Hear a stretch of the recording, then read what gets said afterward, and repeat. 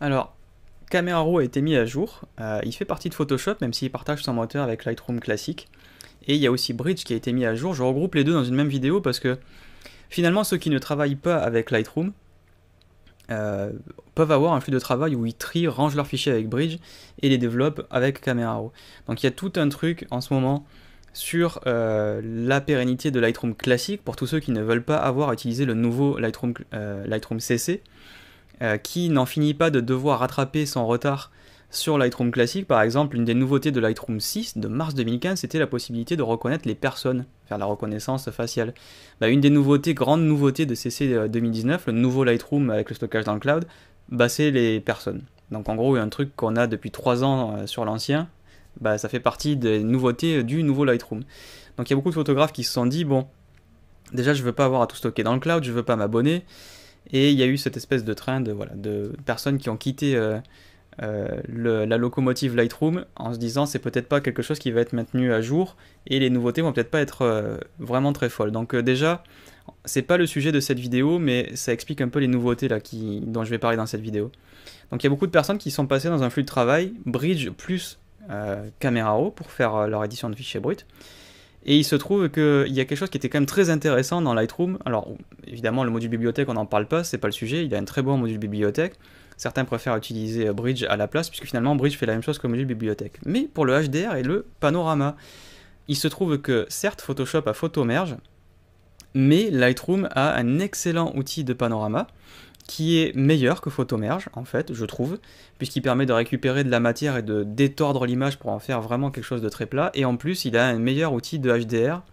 C'est pas une fusion HDR Pro jusqu'en 32 bits comme Photoshop, mais pour faire de la fusion HDR de paysage, par exemple, c'est vraiment quelque chose qui marchait bien. Et on pouvait faire les deux en plus, c'est-à-dire qu'on pouvait assembler tous ces HDR dans Lightroom, récupérer tous les fichiers qui avaient le préfixe HDR dans le catalogue et boum, en faire en plus un panorama. Donc on pourrait faire du panorama HDR facilement. Ça, c'est arrivé dans Camera Raw et c'est quelque chose qui est assez étonnant de la part d'Adobe de faire arriver du Lightroom dans Camera Raw, à part pour les outils de développement, puisqu'encore une fois, ils partagent le même moteur. Je suis vraiment assez étonné.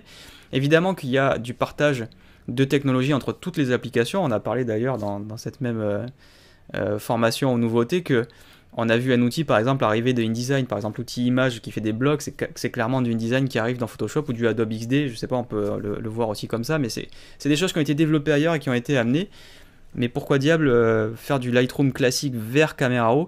À mon avis, c'est parce qu'il y a encore ces deux outils qui sont peut-être vraiment intéressants pour ceux qui ne veulent pas aller dans Lightroom, et je pense que c'est assez intelligent de les avoir amenés. Alors comment ça marche? Donc là, je suis dans Bridge qui, vous le voyez, a subi une bonne petite cure. Il y a un joli lifting, l'interface c'est vraiment beaucoup plus joli qu'avant, c'est beaucoup plus unifié, c'est plus agréable à regarder. Et parmi les nouveautés que je peux vous citer rapido comme ça, on a maintenant un affichage ici des notes en dessous des dossiers pour mettre des étoiles. Je me souviens plus pardon, que l'on pouvait mettre des étoiles sur des dossiers. Alors c'est à vérifier, bon, mais c'est pas tellement sujet, mais vous remarquez que l'interface est présentée différemment. Et donc on va rentrer dans un dossier ici où j'ai mis du bracketing et du panorama. Donc en fait, quand on a ces images, donc on va prendre par exemple toutes celles qui sont rouges avec 5 étoiles, ça va déjà faire un petit peu le ménage. Et donc j'ai un panorama bracketé, donc prêt à être assemblé HDR, prêt à être assemblé en panorama. Donc on va ouvrir toutes ces images dans Camera Raw, on va faire ouvrir dans Camera Raw avec le clic droit. Donc en gros c'est Bridge qui pilote Camera Raw, donc vous voyez bien la fenêtre Camera Raw 11 qui dispose d'un nouveau moteur d'interprétation, donc c'est une des nouveautés aussi. On a un nouveau moteur d'interprétation des fichiers bruts. C'est pas, alors vous verrez rien à l'œil nu quasiment. Par contre, quand on s'attarde au temps foncé, apparemment, je dis bien apparemment, j'ai pas encore vérifié, ça vient de sortir depuis 1 heure, ça mérite de faire des tests et de comparer les boîtiers et tout. Enfin, il y a quand même beaucoup de gros trucs de geek et de gros trucs de nerd sur les fichiers bruts où il y a des gens qui vont les comparer à 6400% si ça bruite plus ou moins. Bon, on verra, mais en tout cas, il y a un meilleur support des basses lumières annoncé, en particulier sur les nouveaux boîtiers et les dernières technologies d'appareils photo. Donc, en gros, pour le commun des mortels, ce que j'ai envie de vous dire, c'est automatique, c'est le nouveau moteur par défaut, et il est mieux, en tout cas, c'est ce qu'on nous dit. Donc, on verra après si les tests le révèlent, si c'est flagrant, mais ma foi, c'est toujours bon à prendre. Donc, évidemment, comme c'est le moteur, c'est dans Camera Raw 11, et c'est dans le nouveau Lightroom Classic CC 2019. commence à faire un long un peu compliqué. Et donc la nouveauté, c'est que quand vous ouvrez plusieurs images ici dans Camera Raw, vous pouvez toutes les sélectionner, et si vous faites un clic droit, vous avez Fusion HDR, Fusion Panorama ou Fusion en Panorama HDR. Alors avant, déjà on n'avait pas ça dans Camera Raw tout court, mais en plus, quand on l'avait dans Lightroom, on était obligé de faire les trucs un par un, c'est-à-dire que d'abord on assemblait a priori, en toute logique, tous les HDR, donc tous les trucs qu'on avait braquetés, donc toutes les vues de notre panorama, on faisait les HDR, et ensuite tous les HDR qu'on avait obtenus, eux, on les assemblait en panorama. C'est dans ce sens-là qu'on le faisait. Ça marchait super bien. Moi d'ailleurs, j'ai fait toute cette séance-là en Écosse d'il y a 2 ans. Je l'ai faite dans Lightroom, parce que pour le coup, je trouve que Lightroom classique, donc, a vraiment un outil de HDR et de panorama qui est vraiment mieux, et qui en plus est beaucoup plus rapide que Photomerge, et beaucoup plus rapide que la Fusion HDR Pro de Photoshop. Donc même si maintenant, et j'ai fait une vidéo là-dessus sur YouTube, j'utilise plutôt Photoshop pour développer directement mes photos, je passe quasiment plus par Lightroom. Il y a quand même une exception, c'est que vraiment pour faire du HDR, je suis pas fan de HDR très violent, mais j'aime bien un tout petit peu de détail sur certains paysages. Ça peut valoir le coup de le faire, et en tout cas mes panoramas, je passais carrément par Lightroom, je passais pas du tout par Photomerge. Donc maintenant de le faire dans Camera Raw, franchement ça m'arrange énormément, je vais être honnête, je trouve ça vraiment cool. Donc on va balancer ça en panorama HDR, donc en gros, boum, on lui envoie tous les trucs braquetés, on lui envoie toutes les vues, et il va évidemment détecter tout seul les vues qui sont bracotées, les assembler en HDR, et ensuite ce résultat, bam, les assembler en panorama, il fait tout le boulot pour nous. Alors si j'avais voulu faire qu'un seul truc, par exemple que assembler en panorama, alors évidemment je lui aurais pas amené des images bracotées, on aurait pu amener juste les vues qui constituent le panorama et cliquer sur Fusion en panorama. Et vous voyez qu'on a ici le résultat. Cette fenêtre correspond exactement au moteur que l'on aurait dans Lightroom, donc c'est vraiment cool. On a déformation du contour ici qui vous montre comment l'image serait déformée, mais en l'occurrence ici, nous, par défaut, ça nous convient très bien puisqu'on a fait une projection sphérique qui est le meilleur résultat. Vous voyez ici que j'ai recadrage automatique qui a été sélectionné. Donc vous voyez que ça, le fait de faire recoller la matière sur les bords, c'est vraiment cool, mais vraiment vraiment cool, parce que ça, Photomerge, le seul moyen de lui dire de le faire, c'est de coller un contenu pris en compte derrière. Et encore, je trouve que le résultat est moins bien. Donc en gros, c'est comme si on était dans Lightroom, sauf que maintenant, ça se fait directement dans Camera Raw. On va envoyer ça sur le bureau, histoire de voir le résultat. Et vous voyez qu'en plus, c'est quand même plutôt rapide. Boum, j'ai un résultat qui a été fait que je peux continuer à développer en brut. Donc c'est quand même vraiment vraiment sympa. Si on était dans Lightroom, il aurait rajouté ça automatiquement au catalogue. Donc maintenant, cette image, là vous le voyez, des développements qui ont été faits dessus pour faire cet effet HDR, ce qui n'aurait pas été le cas si j'avais évidemment pas sélectionné des images braquetées.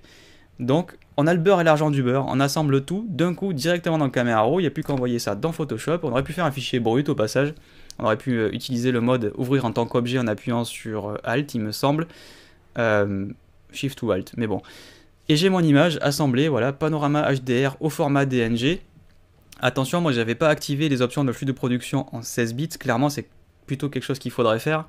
J'ai laissé ici le mode par défaut qui est resté en Adobe RGB 8 bits, il faudrait quand même plutôt faire du 16 bits quand on fait ça. Ce serait un petit peu plus approprié quand on fait du HDR, notamment pour récupérer des valeurs dans les basses et surtout les hautes lumières. Vous l'avez compris, s'il y a bien un truc que je trouve cool, surtout moi qui n'utilise plus trop Lightroom en développement mais plutôt Photoshop et Camera Raw, voilà, j'ai récupéré les outils HDR et Panorama, et quand je fais du paysage, moi franchement je trouve ça super cool de pouvoir faire ça directement là-dedans. Je sais pas ce que vous en pensez, vous me direz votre avis. Je trouve aussi plutôt bienvenue la nouvelle interface de Bridge qui est vraiment très très propre, tout en flat design, on a vraiment quelque chose de beaucoup plus unifié qu'avant. Il y a probablement d'autres petites nouveautés ici à droite à gauche que j'ai pas encore vues, mais globalement je trouve ça plutôt bien foutu.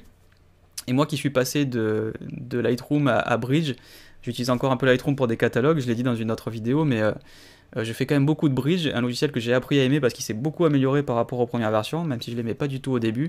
Donc du coup je suis agréablement surpris par cette nouvelle interface, je m'y attendais pas. Et alors si vous n'utilisez pas Bridge, ça va pas vous servir, c'est sûr ça va vous faire une belle jambe comme on dit, mais moi en tout cas voilà, je suis très content des nouvelles choses qui sont arrivées dans Camera Raw et dans Bridge.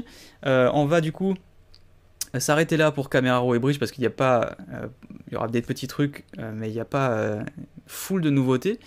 On va s'arrêter là aussi pour l'ensemble donc des nouveautés de Photoshop CC 2019. Je ne sais pas si vous avez regardé les vidéos dans l'ordre, mais là normalement pour l'instant cette vidéo est la dernière de ma première salve de nouveautés. Comme je vous l'ai déjà dit, on va faire une deuxième passe un petit peu plus poussée pour voir si on n'a pas oublié des trucs, mais parmi les grandes annonces, l'essentiel des nouveautés, vous l'avez là.